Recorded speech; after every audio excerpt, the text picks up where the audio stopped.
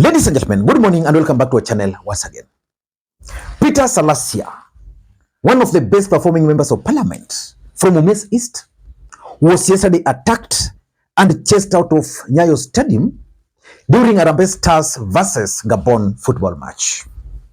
The Luo nation are being accused of attacking Peter Salasya. And I've been wondering, Peter Salasya, who is a member of parliament from Mumias East here, being attacked in Nairobi, and my mother in Nyakach is being accused of attacking Peter Salasya. I want to talk about the attack of Peter Salasya because it's not the first time Peter Salasya is being attacked.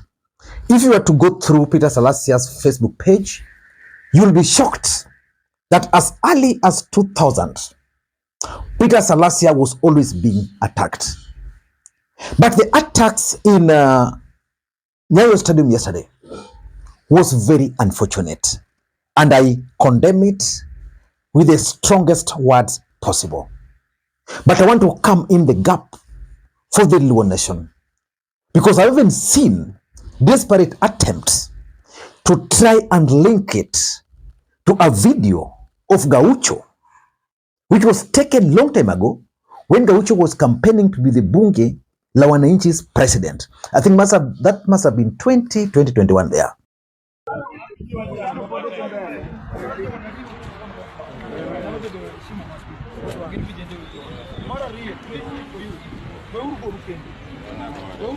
Kiasi.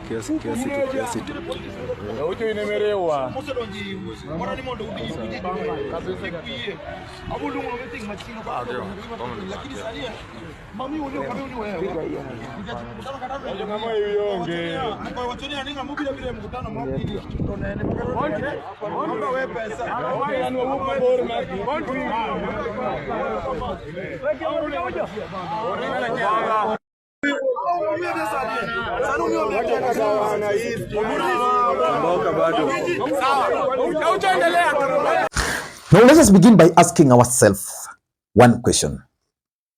Is Peter Salasya a threat to Raila Odinga? Because the Luo nation are being accused of attacking Salasya because Salasya had attacked Raila Odinga. What has happened today, it's something that I want to say that it is unacceptable. We cannot live with people who doesn't fear the rule of law. Pia mimi am a licensed gun owner. Na pia mimi niko na vijana. Na pia mimi niko na jipanga. The question is Peter Salasya a threat to Raila Odinga? I doubt if Peter Salasya is a threat to Raila Odinga. But I know that in 2022, Peter Salasya contested on ODM ticket. But ODM party denied him the ticket. And that can explain the genesis of his bitterness with ODM party and Raila Odinga, which is justified. But let us focus on the attacks of yesterday. For me, the attacks of yesterday, I have two theories. And I want to explain to you guys those two theories and probably try and think about who might have organized those attacks. Before you do that, for those who are watching this channel for the first time, please take a second or two, click the subscribe button so that next time we produce a video like this, YouTube will automatically notify you. And to the subscribers, I want to continue thanking you guys for your continued support. Because without that support, this channel cannot be where it is. Ladies and gentlemen, let me begin by my first theory. I think there is a strategy, and it's an elaborate strategy, to try and create discord between the Luo nation and the Luo nation. First of all, let me play for you these two clips. And the question I want you to ask yourself, how fast this first clip here was created. I want to address the Luo nation. Number one, it's very unfortunate kwamba there is some characters within the Luo nation ambao wanaona kwamba Raila Odinga's opinion is always the best. It is very wrong kwamba, and this makes me beg the question, vitu imefanyika kwa Peter Salasya leo. A section of the Luo nation attacking an honorable member of parliament simply because he's calling out Raila Odinga for the things Raila Odinga is doing. It is not lost on us kwamba the Luo nation, are they fighting for liberation or what are they fighting for one house? Because the thing is this, in wakati ya Jaramogi, Luo nation was with Kenyatta, lakini wakati Jaramogi alikosana na Kenyatta, Luo nation wakaona Kenyatta ni mbaya. Moi alikuwa mtu mbaya, lakini wakati Raila alijoin Moi akakuwa mtu mzuri. Kibaki akakuwa mtu mbaya, lakini wakati Raila alijoin Kibaki akakuwa mtu mzuri. Uhuru Kenyatta was a drunk man. That is what the Luos were telling us. That's what Raila was telling us. When he joined him, Uhuru became my brother. William Ruto wamekuwa wakimuita mwizi, makanga mwizi wakati alikuwa deputy president. Wakati Raila amemjoin amekuwa mzuri. Luo nation, you have to be orderly. You have to remember what you are really fighting for. So from there, it is clear the mission to try and create a discord between the Luos and the Luhya nation. And I'm going to demonstrate to you guys why someone is keen on creating that discord. Ladies and gentlemen, now listen to this second clip. This guy is even sure, 100% sure, that the goons who attacked Salasya, none of them was a Luhya, none of them was a Teso, none of them was a Kikuyu, that all of them were Luos. Today, if you are to go to Nairobi to hire goons, they are known. You might be surprised that the goons who attacked Salasya, for example, might have been hired by Aladwa, or they might have been hired from Kawangware, and that all of them might have been Luhyas. But this guy, because of that narrative, is 100% sure that none of them, none of those people came from another tribe. Asante sana kwa majina, naitwa Dennis Wanjala.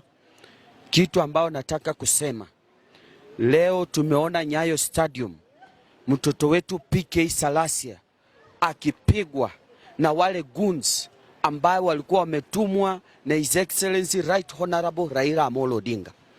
Mimi nataka kuambia wale goons ambao walitumwa na Raila Odinga, na ninajua wale wamepiga PK Salasya ni kabila moja. Hakukuwa na Muluya hapo, hakukuwa na Mkamba hapo, hakukuwa na Mteso hapo, ni kabila moja inajiita Wajaluo. Mimi ni Muluya.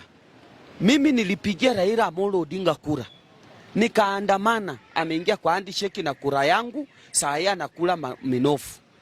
Mtoto wetu PK Salasya si anachukia Raila, ni anakosoa Raila Odinga. Lakini kama nyinyi Wajaluo mmetangaza vita kati yetu, kati ya Waluhya na nyinyi, basi come baby come. We are ready to fight you. And we are ready, na sisi ni waoga. Sisi Waluhya tunapenda amani. Lakini kama nyinyi mmeamua mtaki amani, basi tangazeni. Alafu tupatane na hata huyo mzee wenyu Raila Odinga. Ile siku atakuwa natua, akishuka tu hivi Western atarudi mbio. Nyinyi Wajaluo msijifanye mnajua vita. Hii vita sisi tunawasaidianga kama Waluhya.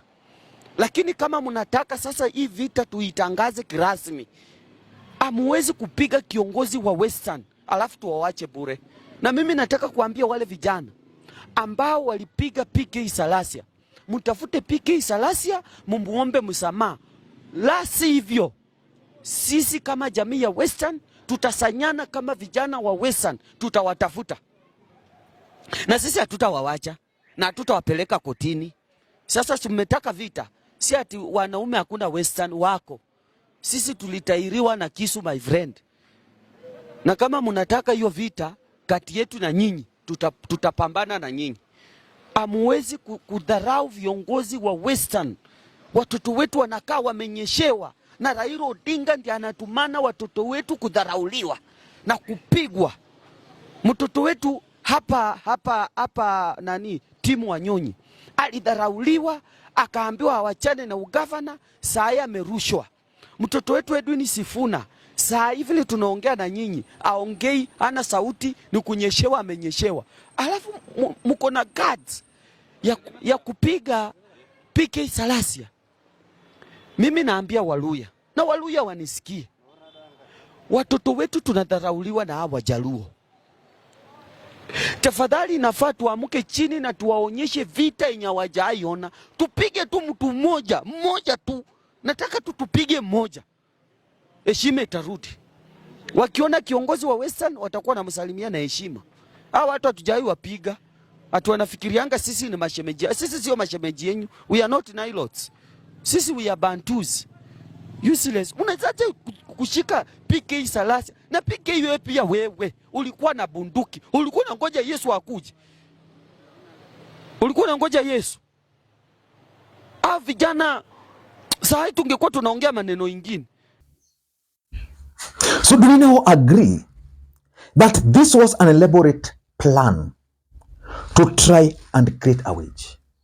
Ladies and gentlemen, I'm on record on this platform that one of the plans by the government was to ensure that the Luos and the Kikuyus are at loggerheads. And that plan was being executed. And that's why when Raila Odinga lost, and I did a video about it, there were celebrations in Nyeri, and they were magnified to create that discord. As we speak today, there are Luos who are now supporting Ruto, not because of anything, but because of those celebrations. I want to be on record again that there is an elaborate plan to create a discord between the Luos and the Luya nation. Let me ask you this question. Who knew that Salasya was going to attend the Nyayo Stadium tournament? Who knew? Is Salasya the only Luya who attended that event? Because even Edwin Sifuna attended this event. Edwin Sifuna has been at loggerheads with ODM and their supporters. He is the Secretary General. Who knew Salasya was going to attend that event to an extent that they even arranged themselves where Salasya was going to pass through? Who? Or you want to convince me that of all those gates? The second question, why the choice of Nyayo? Because Salasya can be beaten by Luos in Kisumu here. Salasya hangs around here every single moment here in Kisumu. This is where he hangs out most of the time. When he's in these sides, he uses this airport. Even the day he abused Raila Odinga, he came to airport. Luos were there. Why Nyayo? Why the choice of Nyayo? Why Nyayo? Remember, at Nyayo, there were attempts to sing that song, Ruto Must Go, and include Raila Odinga. But that did not work. Why? Because, and I want just to advise anybody, I am a Luo. I don't support the broad-based government, but I support Raila Odinga. There are so many Luos who don't support the broad-based government. In fact, they are more than half. But a narrative is being created that the broad-based government is a Luo affair. And I want you guys to note this. There's one thing about the Luos. You will attack anything, even those who don't agree with Raila Odinga on broad-based government. But the moment you attack Raila Odinga, they will not agree with you. So the intention of trying to create a discord between the Luos and the Luyas is simple. William Ruto is coming up with a strategy, his game plan, which I've explained on this platform several times. The Western Alliance. He's banking on the Luos, he's banking on the Luyas. In fact, William Ruto's initial plan was to bank on the Luya nation. But just like I've been explaining, it was very difficult for him to penetrate. So William Ruto realized that for him to succeed with the Luyas, he needed to bring on board the Luo nation. And that's why he reached out to Raila Odinga in the hope that the Luo nation and their brothers from the Luya nation will work together. So the moment you create a discord between the Luos and the Luyas, it's simple. They will not vote for William Ruto on the same basket. And that can explain to you who might have been responsible for these attacks. Number two, I'm looking at Nairobi politics. Nairobi politics is very interesting. It has always been Luo Loya Alliance versus the Kikuyu nation. That's how it has been.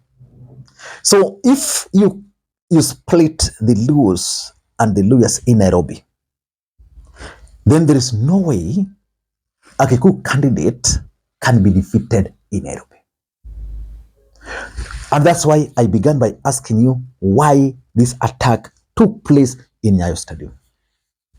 That's politics. And I will repeat that politics is a very interesting game, but also very dirty.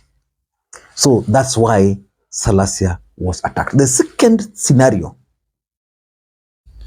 which I also think is very right, is that there is a deliberate attempt to portray Raila Odinga as a Luo leader, especially after the broad-based government. We all know that in the Republic of Kenya, the only leader who has always enjoyed national support is none other than Raila Odinga. But of late, there is a desperate attempt to make Raila Odinga appear as a Luo leader. And that's why those people who were strategically interviewed were very sure, 100% sure, that all those goons who attacked Salasya were Luos. They were very sure. Well, I'm 100% sure that those goons, if you have to look for them, you'll find a Luo, you'll find a Kikuyu, you might even find a Kisi in them. And if they were Luos, what stopped Luyas from countering them in Kasarani there? I mean, in Nyayo Stadium there. Ladies and gentlemen, who would have hired those goons? The truth is, ODM has men in black. These men in black, and I want to confess, even me, sometimes I don't attend ODM rallies, especially if I talk about something which I know is against the party. Because those goons can do you bad things. I remember sometimes when Osele was still a member of parliament, there was an event. In fact, that was the last political event Kajwang attended, and he disappeared. I mean, then he was found dead. That was the last event Kajwang attended. I remember I was with Eli Dowalo on that day. I remember I was with Eli Dowalo on that day, and we rode together with Kajwang. And that time there were the rebels in Nyanza. Osele attended that event, and we don't know how he was picked.